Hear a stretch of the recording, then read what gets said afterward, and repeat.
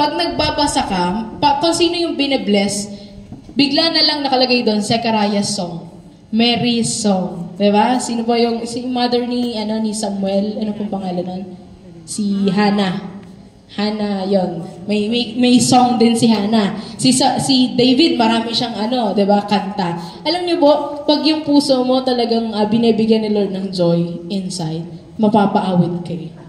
Kaya every Sunday morning, nandito tayo, umaawit. Kasi gusto mong magpasalamat sa Diyos. Tama po ba? Tanong mo yung katabi mo, gaano kasarap awitan ng Diyos? Masarap ang awitan ng Diyos.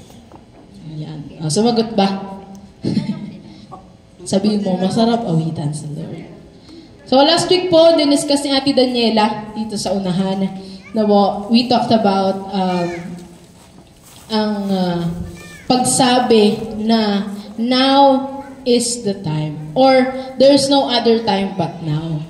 Amen? Ano yung mga pinagagawa ni Lord? Sabi doon, sabihin mo na, yes, ngayon na. Diba? So, tanong ko, taas ang kamay, sino yung nagpakita ng pag-ibig sa Diyos ngayong week na to? Oh. Kasi last week, di ba, sinong nagmamahal sa Diyos? Taasan ang kamay. Siyempre, I love God. Sino bang hindi magsasabi nun? Pero ang sabi sa salita niya, sabi ni Jesus mismo, ang nagmamahal sa akin ay sumusunod sa aking utos.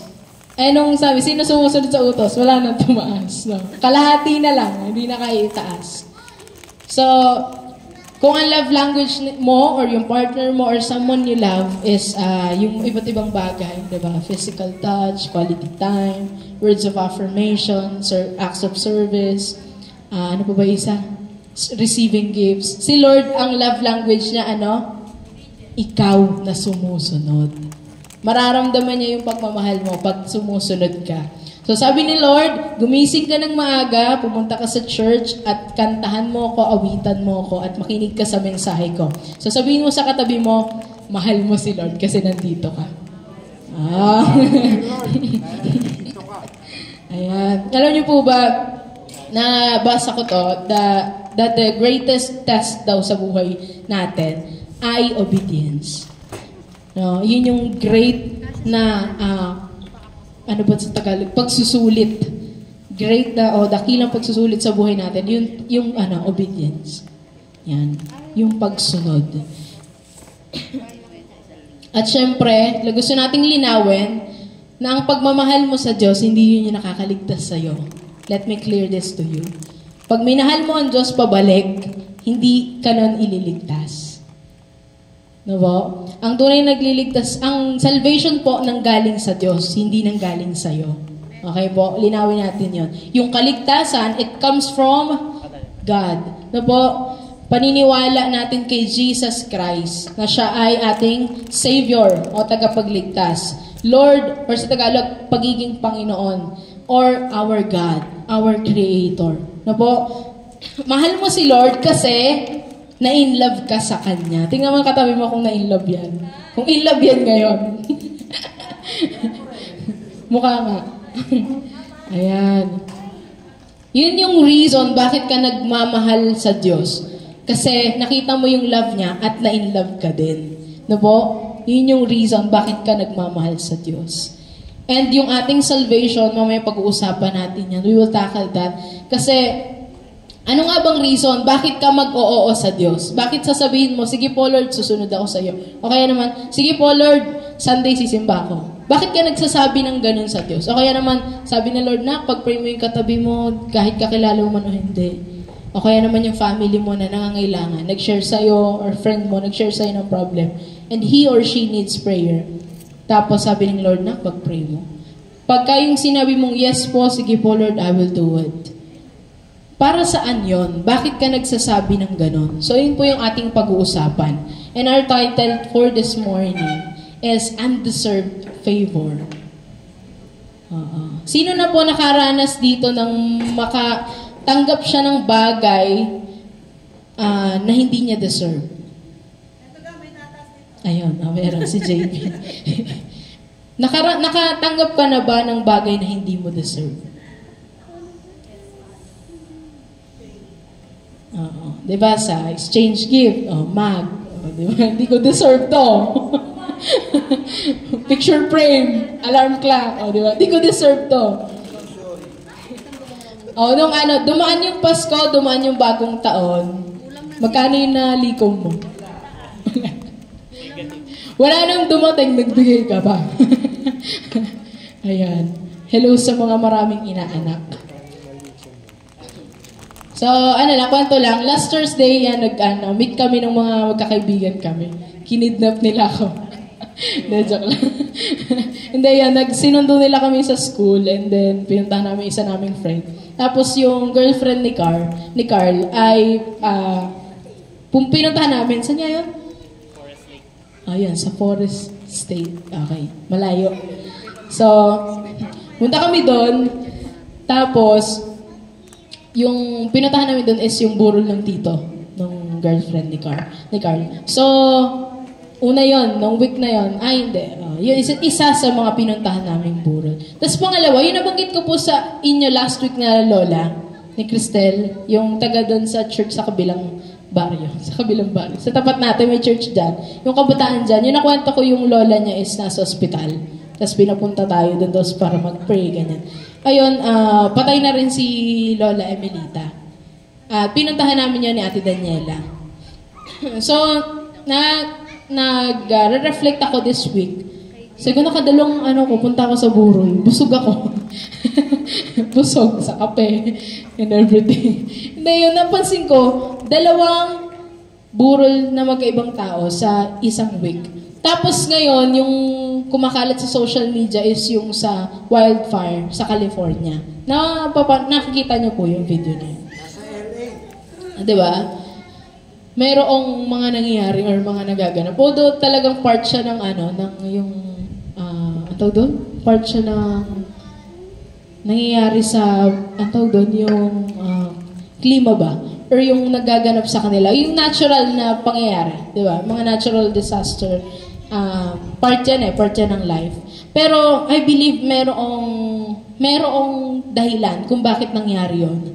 Na parang nawala yung protection ng Lord doon sa lugar na yon. Sabi doon, meron ako nakita doon na meron yung parang poster, keep God out of this city, parang gano'n. Diba po? Pinapaalis nila. Tapos yung parang yung mga awarding doon sa Hollywood po yun. Sabi doon, parang naging joke nung mismo MC or host na may nagpasalamat sa cast and crews, tapos may nagpasalamat sa family, binilang nila ilan Tapos yung nagpasalamat daw sa Diyos, nakalagay doon na value is 0. Tapos nagtawanan silang lahat. And then parang wala pa atang 48 hours after nun, tsaka nangyari yung yung wildfire sa California, sa LA. So talagang pagka wala ang Diyos sa buhay mo, pag inaalis mo ang Diyos, buhay mo impyerno talaga. Alam mo, nakikita ko, sabi ko, close to hell.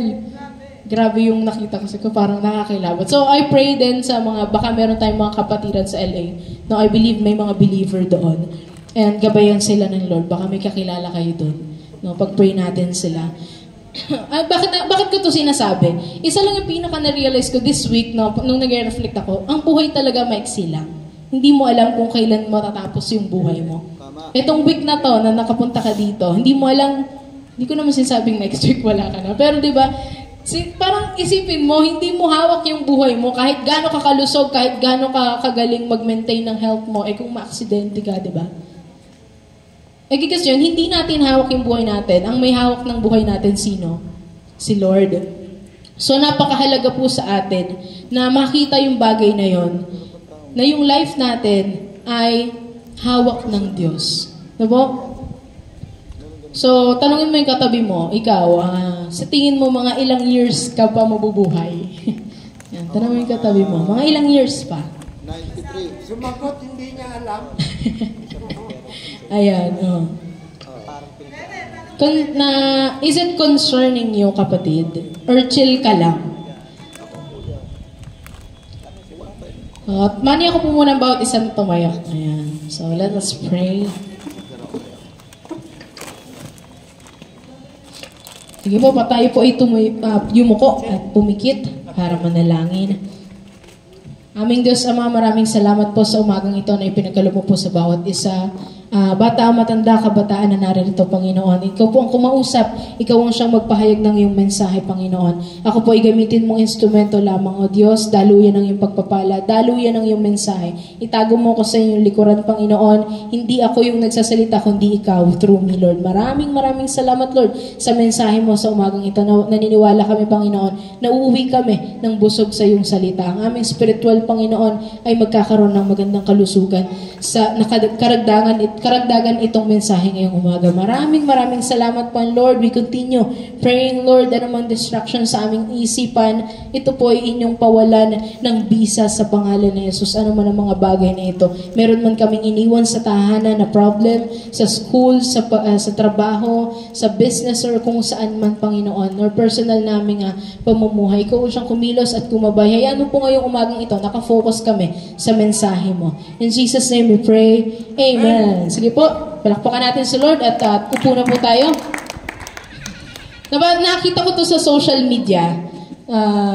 Sabi doon, what is the use of being famous on earth when heaven doesn't know your name? Nagets natin?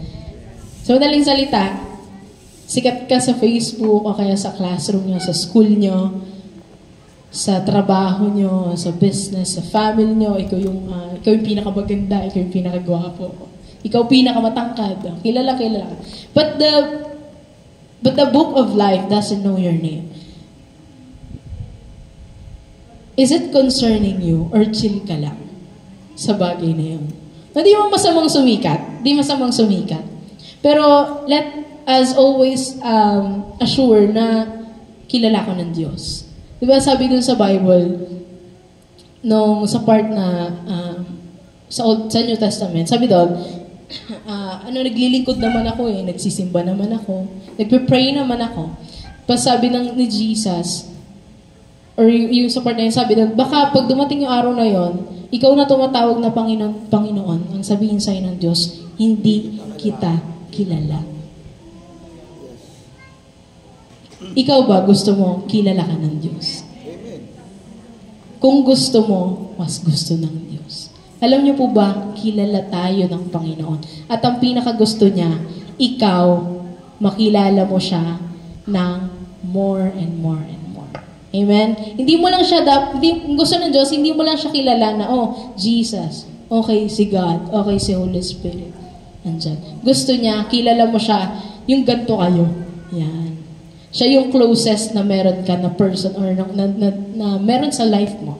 Diba? Kung meron kang girlfriend, boyfriend, meron kang best friend, meron kang parents, siblings, or kung sino man, may anak ka, may asawa ka, hindi masamang mahalin sila. Pero ang sabi sa salita niya, ang sino mang magmahal sa kanyang pamilya, sa kung sino man, nang higit sa akin, di ba? Ay hindi karapat-dapat na maglingkod sa akin o sa aking trono. Yun yung sabi ng Diyos. So meaning dapat, ang pinakamahal natin sino? Si Lord. So tapigin mo yung katabi mo. Sinong pinakamahal mo ngayon? Ayan. Okay, pangalawa lang, sabihin mo sa asawa mo, sa friend mo, pangalawa ka lang, si Lord una. Alam niyo po kung bakit? Kasi pag si Lord yung una, kung sino yung mga sumusunod doon, maganda yung pagsasama niyo. Diba? Maganda yung flow ng relationship niyo, ng communication niyo. If magkaroon ng problem, hindi kayo mahirapan mag-resolve ba? Bakit? Si Lord yung una Si Lord yung sentro. Amen? So, my question, sure ka ba na yung pangalan mo ay nasa Book of Life? Diba? Amen. Hindi si San Pedro sasalubong sa inyo, guys. Si Jesus mismo. No? At sa bagay na yon, sa Judgment Day, at pag nandun na tayo, excited ka ba or medyo kinakabahan ka? No? Dapat alam natin yung sagot. Sino mahilig dito sa history? Next, history. Ayoko nun Ayan, team math tayo dyan. Pero yun, syempre mahalaga pa rin alamin yung history. So, history ng sangkatauhan, sino po nakakaalam? So, una, God created the heavens and the earth. Tama? Tapos, ang mga bagay sa mundong to ay perfect. Lahat perfect. Tignan mo ang katabi mo. Perfect ka ba? Charot. Ayan. Dahil lahat ng bagay, bago magkasala ang mga tao, di ba? And then after noon, nung perfect yung mga bagay, na anong nangyari? Nagkasala ang tao. Si Madam doon. Si Adan at si Eva, sorry. Si Madam, sino yun? At nagkasala. At alam mo ba, tanongin mo katabi mo, alam mo ba na makasalanan ka? Tanongin mo katabi mo, alam mo ba na makasalanan ka? Okay. Or naging makasalanan ka? Ayan. Sabi kasi sa kanyang salita, di ba, from Book of Romans, walang sino man ang nabubuhay daw. Walang sino man ang nakaabot sa kaluwalhatian ng Diyos. Walang sino man. Kahit pinakamabait na tao pa yan. Hindi niya naabot yung glory of God. Meaning, hindi tayo karapat-dapat sa Diyos. Kasi ang Diyos banal. Tapos tayo, may bahid ng kasalanan. Tapos, sabi doon, ang kabayaran ng kasalanan, from Book of Romans din, ang kabayaran ng kasalanan ay ano? Kamatayan. So, pag nagkasala ka, patay ka na. Death, hindi yan death in underground lang or sa grave. Death in hell po yung binabanggit doon. No po? Kamatayan sa impyerno, pang walang hanggang sakit. No po? At sa bagay na yon, ikaw ba inaamin mong makasalanan ka? No? Na hindi ka karapat-dapat sa harapan ng Diyos. Pero may good news eh. Ito yung kaya laging napakasarap pag-usapan ng good news eh. Alam nyo, hindi lahat gustong tanggapin yung good news na yun. Kasi meron silang ginugol, merong ini-aim, or meron silang gustong hanapin. Pero sa mga tao na open, willing sila to receive the good news. Kaya siya good news kasi sobrang impossible na mangyari siya sa buhay ng isang tao. And it happened because God did it. Okay? Kaya siya nangyari kasi Diyos yung gumawa. John 3:16. Sino po nakakasaulo? Oh, sabay-sabay pa. Salamat sa ulo mo. Ayan. Sa mga hindi nakakasaulo, please.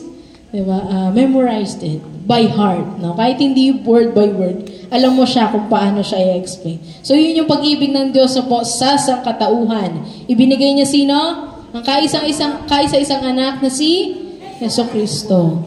Para daw, ang sino mong maniwala ay hindi mapahama, kundi magkaroon ng buhay na walang hanggan. Anong sabi doon? Ang sino mang maniwala. Okay, maniwala. Sinong naniniwala? Kay Jesus Christ. Diba? That He is our Lord and Savior and our God. Tapos tanong ko naman sa inyo ngayon, sinong nagmamahal sa inyo ngayon?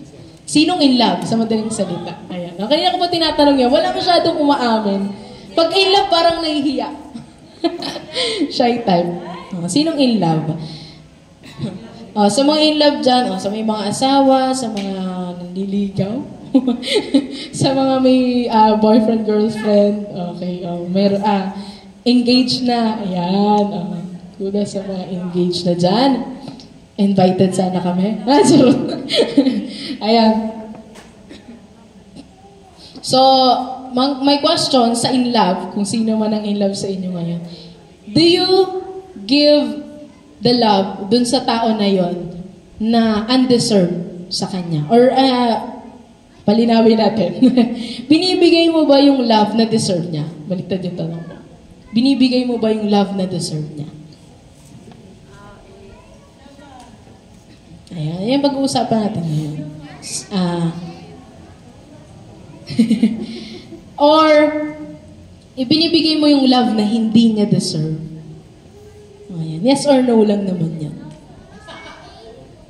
Ang lakas ng tawa. Gulat ako. Ayun. So, let us talk about the love that we do not deserve. The love that we do not deserve. Sabihin mo nga sa katabi mo, pagmamahal na hindi mo deserve. Pagmamahal na hindi mo Ayan. Yan ang ating pag-uusapan ngayon. Intro pa lang pala, no? So, yun po. Basahin natin. Ate Daniela, please read from, meron na dyan, may nilagay na ako. Ephesians chapter 2, verses 1 to 10.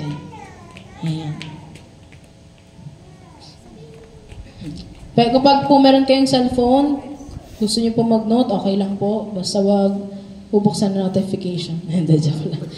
Efeso chapter 2 Ayan. verse 1 to 10. Noong una'y patay kayo dahil sa inyong mga pagsuway at mga kasalanan.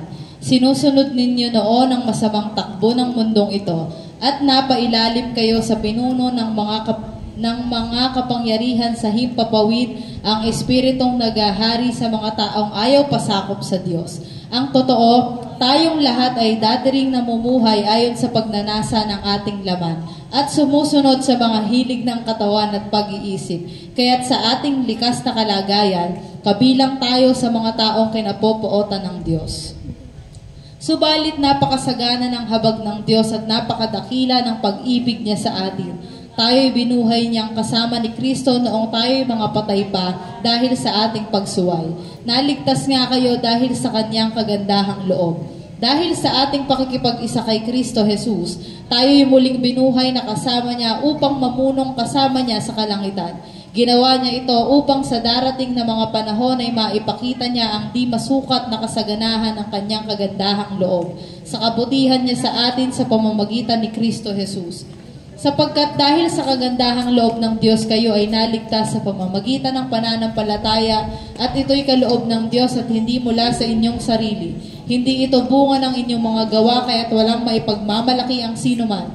Kung ano tayo ngayon ay gawa ng Diyos at sa pakikipag-isa natin kay Kristo Jesus ay nilikha niya tayo para sa mabubuting gawa na inihanda niya noong una pa man upang gawin natin. Ayan. Salamat po sa pagbabasa ng mensahe ng Diyos at salamat sa salita ng Diyos. So yun po yung ating himay-himayin ngayong umaga. Ready na po ba kayo? Mga 3 hours. Hindi, joke lang. Nagutom na. Hindi yun, grace of God. No, yung binabanggit natin kanina, the love that we do not deserve, ang nagbigay po nun ay ang Diyos. Yung pagmamahal na hindi mo deserve, ibinigay ng Diyos. Bakit ate? Kamahal-mahal naman ako. Kaninong line yun? Diba? So yun, the grace of God. Ano yun sa tingin mo? No? Paano mo siya explain? Sinong kaya mag-explain? Merong 100 days of prayer. So ano no? Pagka prayer talaga. Oh, marunong na ako, te. 100 daw, okay. Oh. Sino ang makakapag-explain? And how can you explain it? The grace of God. Or the word itself, grace. Paano mo siya ipapaliwanag? So, walang nag-try, no? Walang 100 days of prayer. Tapos, ayan, sa bagay na yun, makikita natin, yung hangin na nalalanghap natin, meron ba? Amen? May liwanag na natatanaw, meron ba? Nakakapag-aral ka? Oh, sabi niya, amen! Nakakapag-aral ka, nakakapagtrabaho ka, may kinakain ka, no? More than 3 times pa nga, no? Sa isang araw. You have your family, nandito ka, buhay ka. Ano pong tawag doon? Grasya ng Diyos. Sabi mo sa katabi mo, grasya ng Diyos, bakit ka nandito? Kasi kung wala yung grace of God, lahat tayo patay na. Lahat tayo wala. Hindi ka nandito, wala kang tanong sa isip mo, or wala kang desire na mas makilala pa ang Diyos. Yun po, grasya ng Diyos sa atin. Tingnan mo yung katabi mo. Ganyang kaganda at ganyang kagwapo ang grasya ng Diyos. Parang ayaw nyo tingnan. So, yun, may 4 pong estado sa buhay natin. At it says in His word na po, una, tayo ay patay dahil sa kasalanan. Patay tayo, basura ka, basura ako, patapon tayo. Dahil sa kasalanan. Nagkasala saan? Sa isip, sa salita, sa gawa. May plus pa yon, your attitude. Yan. Yung mga maatitsoda. Ayan. Isa ko dyan eh. Ayan. Di ba mga nagkakasala sa isip, sa salita, at sa gawa. And also our character, our attitude. Sabi sa verse 3, sabi doon, kabilang tayo sa mga kinapopootan ng Diyos, no? Sa verse 3. Makikita doon, kabilang tayo sa kinapopootan ng Diyos. Hindi lang basta galit, kundi poot. Na po, at ang isip natin dati po dapat bago na ngayon. Ang iniisip mo dati, kaya mo nang wala ang Diyos. Magagawa mo kahit wala ang Diyos. In short, pride. Yabang. Yun po yung meron si Lucifer. Kaya siya naging Satan. Kaya mayroong impyerno. Hindi po to yung fun fact. Hindi po katotohanan po ito. Ang impyerno, hindi para sa tao. Para ito kay Satan. Hindi para sa tao. Hindi ito nilikha ng Diyos para sa iyo. Hindi para sa kung sino man, kundi para kay Satan. Kasi gusto niyang maging kapantay ang Diyos. Pero, malaking pero yon. Pero, may mga tao na gusto rin maging kapantay ng Diyos. Sa madaling salita, may mga tao na gusto rin maging Diyos ng buhay nila. Kaya, may kasama si Satan doon sa impyerno. Nagigets po natin. Let me clear again. Impyerno hindi para sa iyo, hindi para sa tao. Ito ay para sa enemy, no? Pero may mga tao na gusto rin nilang maging katulad ng heart niya na maging kapantay ng Diyos. So my question again, puro question, no? Ikaw ba, sino ang Diyos sa buhay mo? Is it you or the real God, the true God? Jesus. Taas ang kamay, who accepted Jesus Christ as your Lord, your God, and your Savior. Amen. Salamat po sa pagtaas. Diba? And my next question, kung nakatanggap ka, pangalawa, nakikita ba yun sa buhay mo? Or makikita ba yun? Yes or no? Dapat makita. Tama po ba? So, let us check. Check up. No? Check up tayo dito. Simple question. What is the first thing you do pagkagising mo? Okay, check tayo. Sabi nyo kasi, you accepted Jesus Christ as your Lord and Savior, your God. Tapos, sabi nyo, nakikita yan sa buhay. Dapat magmamanifest yan. Tama po? And sabi nyo, hindi yung sarili mo yung Diyos mo, kundi sino? Si God. So, my question is, ano yung kauna-unahang ginagawa mo paggising mo sa umaga? Gulat ng mata. Kaling niya po ng Brother Nurse. Diba? Kung ano yung una mong ginagawa sa paggising mo sa umaga, that shows sino yung Diyos mo. Okay? At nahihiya na ako sa sinasabi mo. Hindi. What we are talking about is the love of the Lord, mga kapatid. Kung nakokorek ka, sabihin mo, Lord, thank you, kasi tinatama mo ko. Tama? Kesa naman nandiyan na si Lord, tsaka mo palang malalaman mali pala yung ginagawa mo. Pag may problema ka, saan ka lumalapit? Sino yung nilalapitan mo? That shows kung sino yung Diyos sa buhay mo. Okay po? May pinapagawa si Lord, sinusunod mo ba? Pinapakita nun yung pag-respond mo, kung paano ka sumagot sa sinasabi ng Diyos. Yun po ang nagpapakita, sino yung Diyos mo. May pinagawa si Lord, tapos sinong nasunod, ikaw ba o si Lord? Ending, dun mapapakita sino yung Diyos mo. O, pinapatayo ka na ni Lord, pinababalik ka na, pero yung nasusunod pa rin is yung sarili mo. Meaning, ang Diyos mo ay yung sarili mo. Tama? And hindi nyo nangyari kay? Okay, ayoko na sabihin. Baka sabihin nyo, tinatapo mo kayo sa impyerno. Wala akong karapatan. But, we can see that in our lives, mga kapatid. Kung bakit mo naririnig to, kasi gusto ng Lord, iayos mo na yun.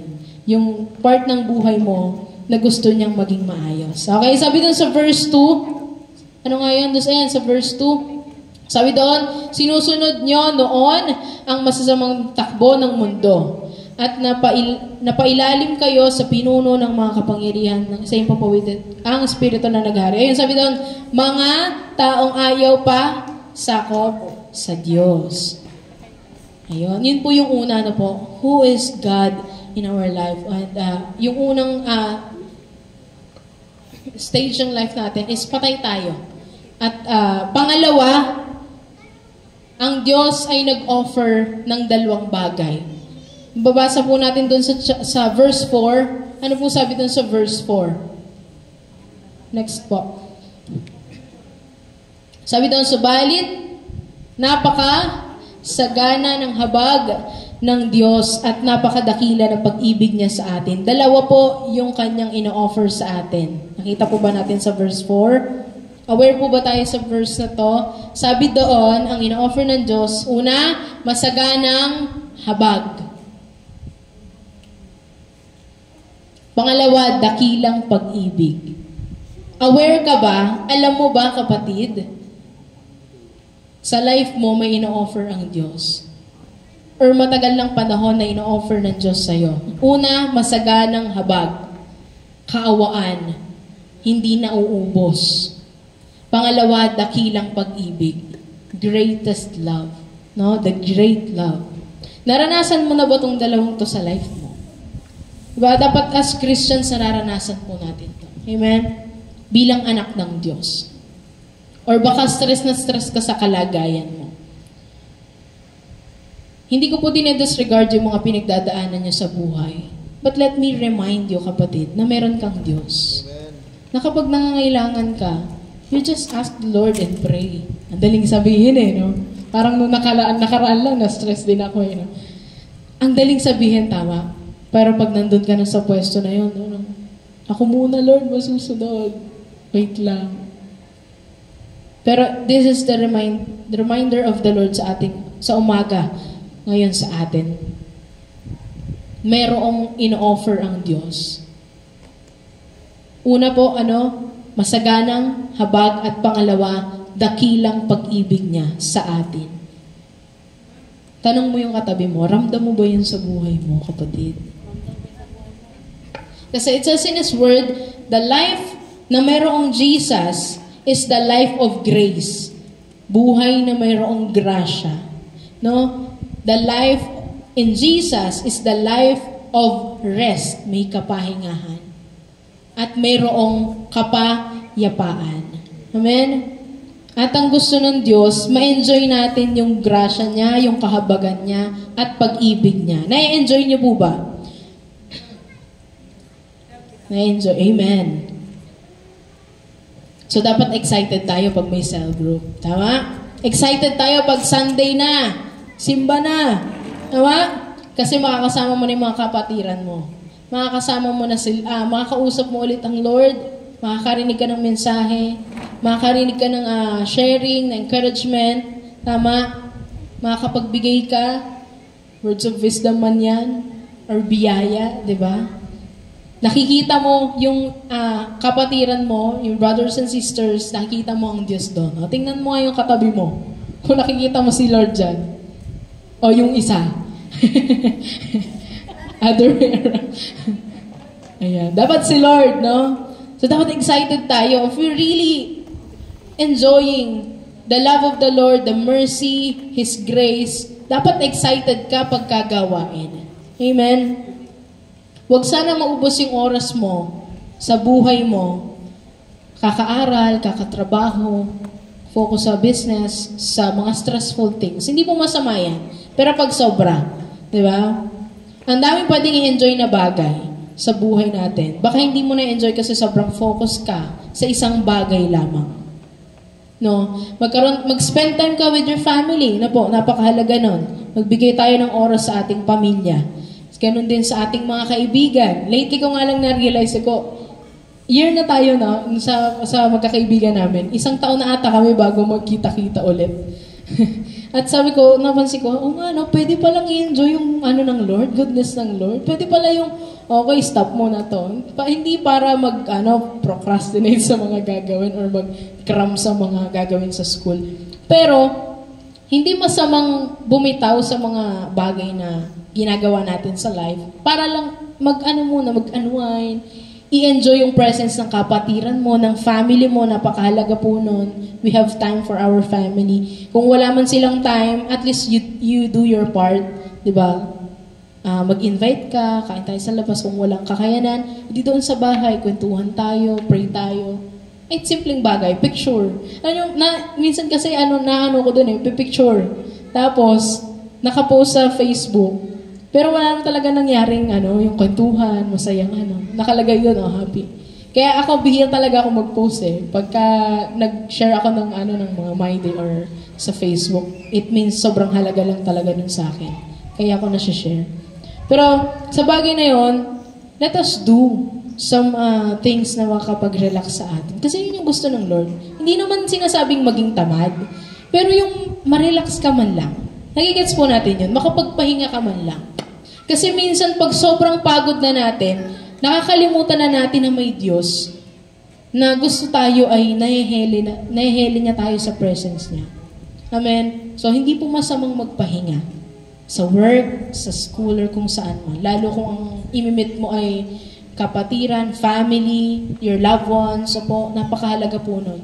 Yung makapagkwentuhan ka, makapag-release ka ng mga bagay na nasa heart mo, nasa mind mo. Napakahalaga po nun. Pangatlo, new life. Yung una, patay tayo dahil sa kasalanan. Pangalawa, nag-offer ang Diyos ng dalawang bagay. At yun po yung mayamang habag or masaganang habag. Pangalawa, dakilang pag-ibig. Pangatlo po, new life. Sa verse 5, sabi po doon, sabi doon, tayo'y binuhay. Take note of that. Binuhay niya kasama ni Kristo noong tayo'y mga patay pa. Dahil sa ating pagsuway. So, next sentence yun sabi, niligtas nga kayo dahil sa kagandahang loob ng Diyos.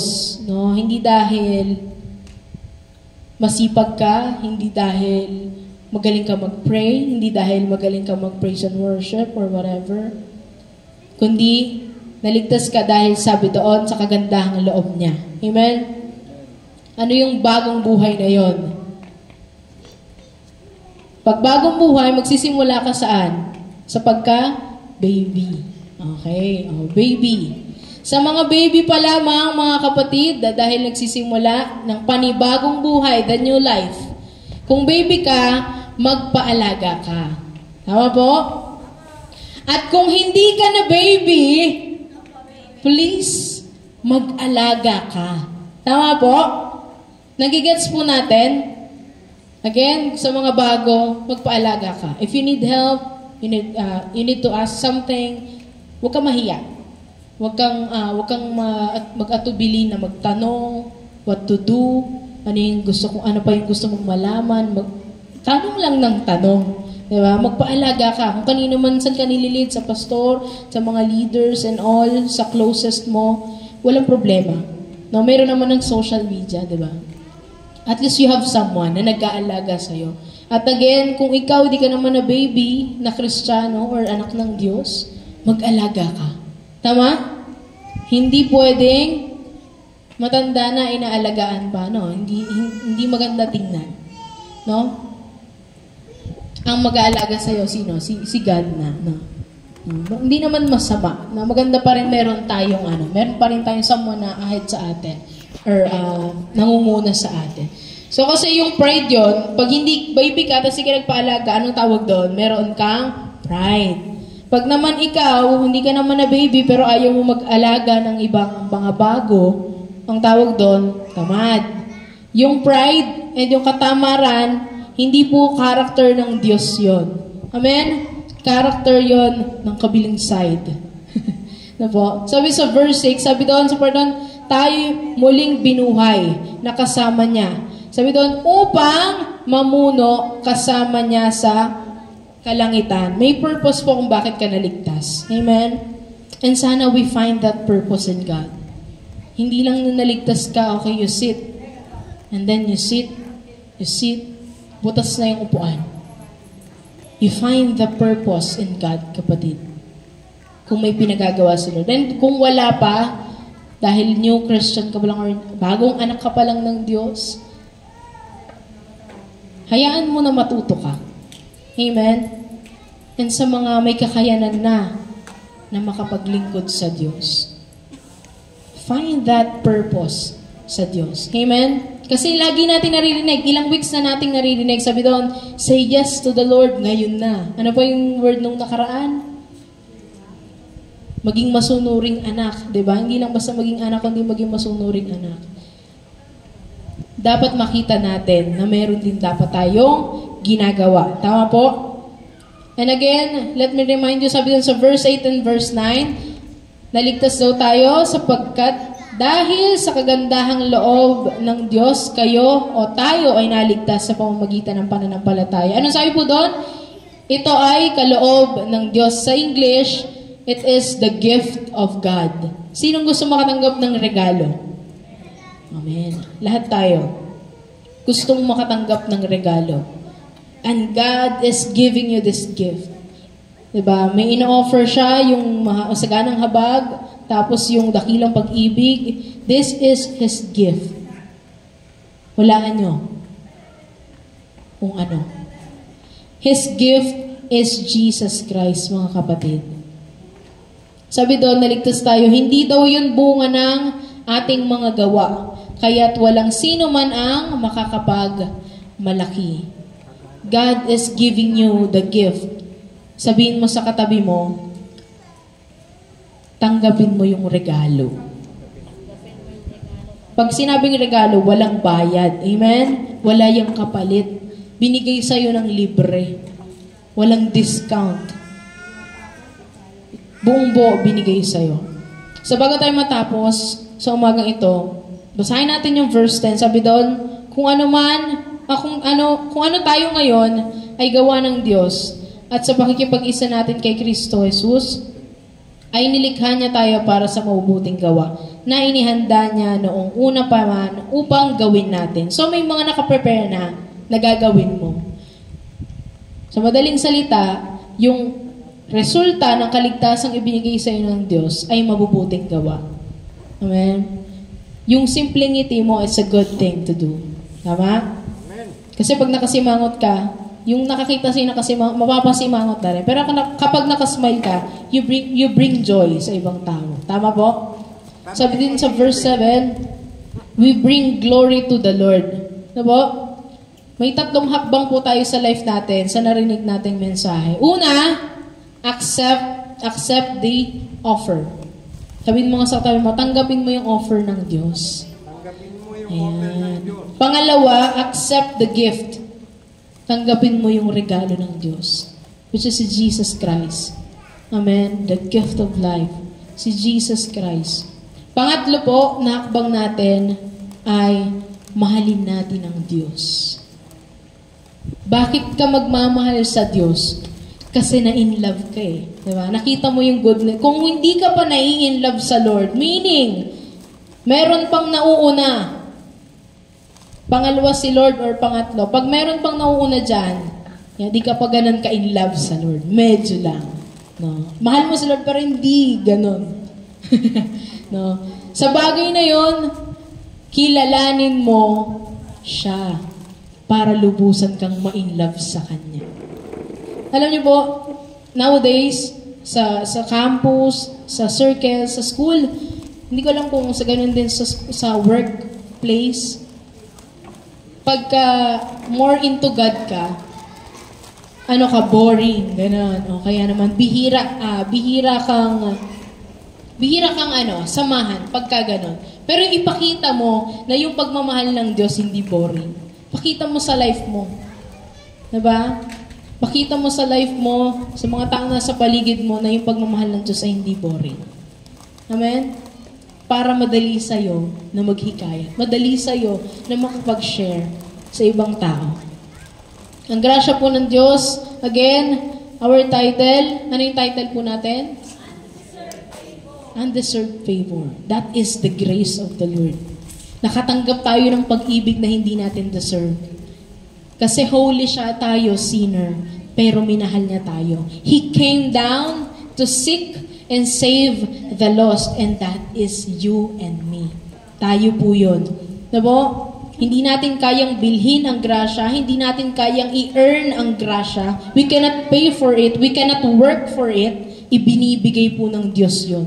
Hindi po natin makikita sa tindahan, sa grocery store, na po, sa Diyos lamang po nagmumula yun. At ang grasya ng Diyos, kapatid, ito na po tayo sa dulong part.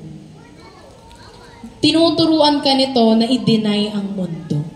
So, madaling salita, tinuturuan ka nito na i-deny ang mga makamundong bagay or yung kasalanan. At tinuturuan ka nito na maging more like Jesus, di ba? More of Jesus. Maging katulad ka ni Jesus Christ. At sabi natin kanina, di ba, tanggapin yung regalo. Kapatid, kapag tinanggap mo yung regalo na yon sa buhay mo, papasok ang Diyos sa puso mo at babaguhin ka niya. And you have to be prepared dun sa pagbabago na yun. Kasi maraming nakarinig ng, okay, ang buti ng Diyos, gusto niya ako iligtas from hell, gusto niya ako na maligtas at hindi mapahamak. Gusto ko yun, gusto ko yun. Pero pagdating na dun sa magbabago na, the transformation na gagawin ng Diyos, the deliverance, kapatid, sa pagpapalaya niya sa iyo sa dati mong buhay, marami nang umaayaw. We get that? Ang daling tanggapin ng regalo. Tama? Pero pagbukas mo ng regalo, tapos yung regalo na yon isusuot mo na. Hindi lahat sinusuot. Yung iba, itinatabi. Natanggap mo yung gift, but you do not wear Christ-likeness. God will change you. God will transform you. Magiging mas maganda ka. Magiging mas pogi ka. Mas magiging maliwanag ang itsura mo. At hindi lang yon, hindi lang panlabas, kundi yung buhay mo talagang sasagana. Marami sa atin ang nahihirapan sa buhay. Paano gagastusin? Paano i-budget tong mga bagay na to? Maraming bills and everything. Kailangan pa ng gastusin sa school. Meron dito, sila na mismo nagpapaaral sa sarili nila. Diba? You know how to budget, pero minsan nahihirapan ka din. Kapatid, I trust in this word of the Lord, na kapag tinanggap mo yung regalo na yun at ang Diyos pumasok sa buhay mo, He will change you. Amen? He will transform you. Listen to this, mga kapatid. Jesus is the Son of God. Sabihin mo nga, si Jesus, perfect. Si Jesus, banal. Ayan.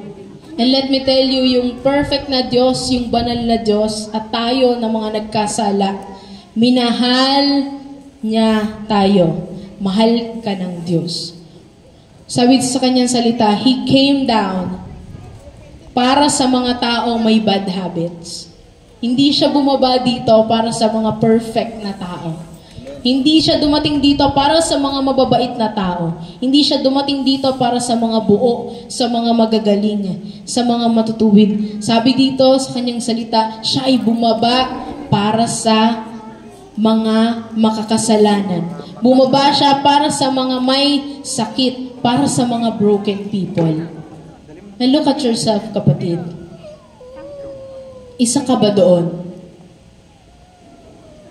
This is the assurance, kapatid. Bumaba ang perfect na Diyos, ang banal na Diyos para sa iyo at para sa akin.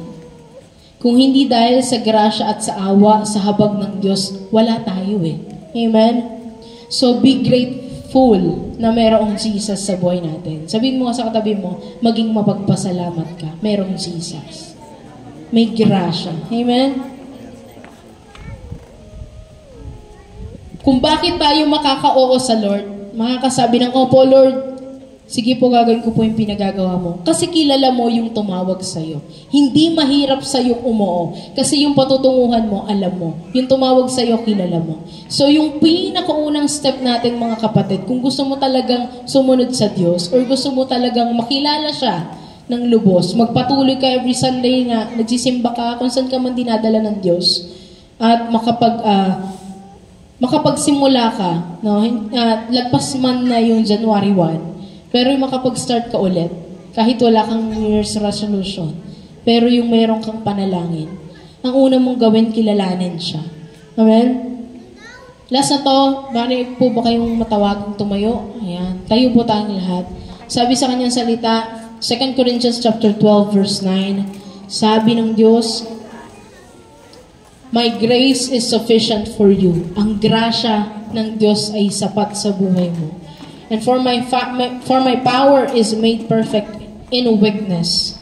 Kapatid, namnamin mo yung grasya ng Diyos. Although meron tayong mga bit noises sa paligid, let us focus on the Lord ngayong umagang ito. And as we sing the song, Sukdulang Biyaya,